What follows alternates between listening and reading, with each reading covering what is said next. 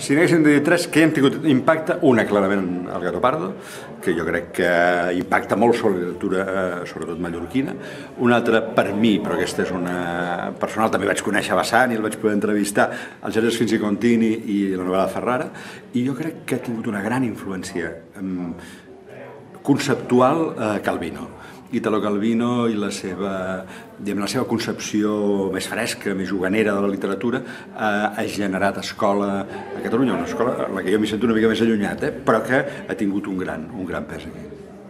Vostè ha parlat de la referència que va ser la literatura italiana fins a un cert punt.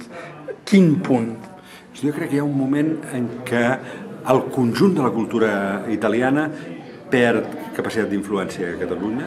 Jo crec que els tres grans camps d'influència havien estat el cinema, la literatura i la música popular.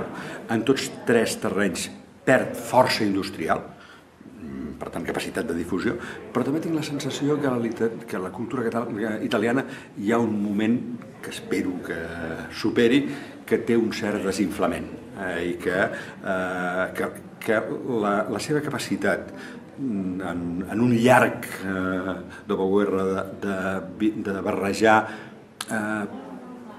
sentit popular i sentit dramàtic en un moment determinat es trenca i això la fa menys referència. A partir d'una certa generació jo crec que passa a ser menys referència. Espero que això es recuperi.